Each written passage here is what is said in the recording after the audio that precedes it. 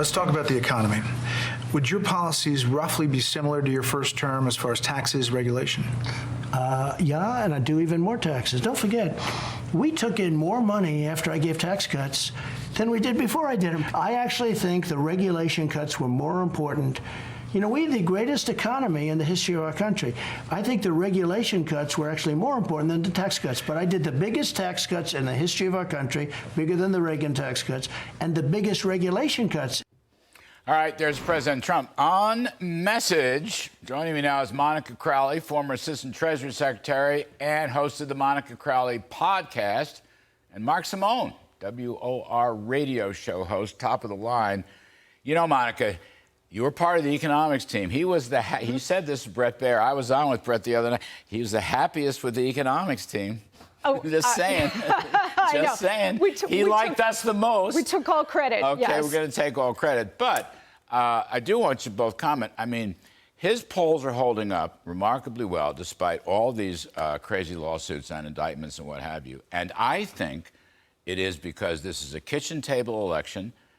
This is about the economy and inflation and falling real wages. And he has a clear future agenda for growth and prosperity. I'm not saying the others couldn't develop it, but they have not developed it yet. Only he has, and he was pushing it again with Brett Baer. And they have not articulated a clear pro-growth economic agenda. He has a clear record to run on of delivering a booming economy, Larry. And people don't have to go back 40 years to remember the boom of the Reagan years. They only have to go back 2 or 3 years to remember Donald Trump's economy. And he delivered it with a clear pro-growth economic agenda of, and you were there and you helped design it, tax cuts, regulatory relief, unleashing our great energy sector, and fair trade deals. And what he's going to tell the American people is, I did it once before. In fact, I brought the American economy back not once but twice. Once from Barack Obama's disaster, like he's going to do with Joe Biden, but also from COVID. And I will do it a third time, and I'm the only one. That was the Kudlow V-shaped recovery.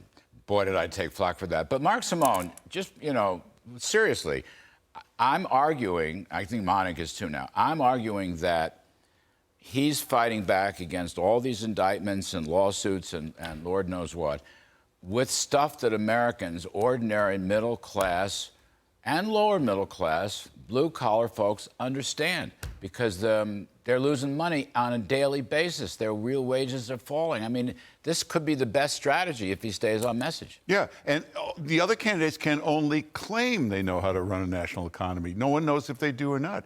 Trump is a proven, well, look who I'm telling. Trump is a proven winner on the economy. So there's no doubt in anybody's mind. By the way, Monica has never given me credit before. This is a first. This is breakthrough stuff. Oh, right? I love you, Larry Kudlow. We work together very closely. No, but I mean, I mean, either consciously or not, and I think very consciously, this is his strategy. This is the way he's fighting back, Mark. Yeah, and he even said in that interview somewhere, you know, why do you have to be so confrontational? He said, as long as the media is going to be like that, I have to be confrontational. He's got to punch back. He has taken more incoming fire than any human being in history, and he's still way up in the polls. Can you imagine if they had not done all of this to him, where he beat 100% in every poll?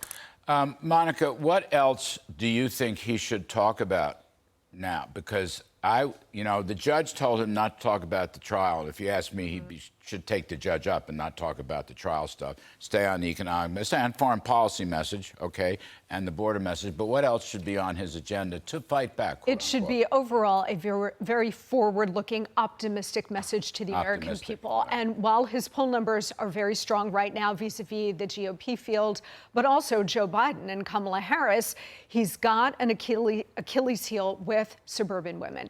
So you appeal to them with a strong economic message. You appeal to them with a law and order message. You appeal to them with a strong education, freedom message. But you also need to talk about how he delivered a secure border and basically fixed the illegal immigration problem in this country. And he'll do that again. And world peace. No more wars. If you combine all of those policy strains into one overarching positive message, it's a winner, hands down. But Mark, going to give you the last one on this. Ron DeSantis is still fighting hard. He's well-financed. He's no dummy. Okay, he's a conservative guy. What do you think about that? Is it a two-horse race? I wish you'd get the video from about a month and a half ago when I said, this guy is going to sink to the bottom. He's not going to do well. He's dropped 30 points since I first said that. He's got no campaign skills. You don't see a DeSantis comeback.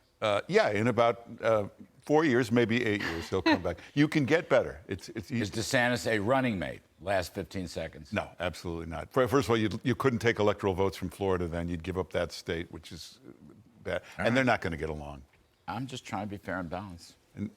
Mark Simone and Monica Crowley, tough stuff, but we love both of them. Folks, we will be right back. I'm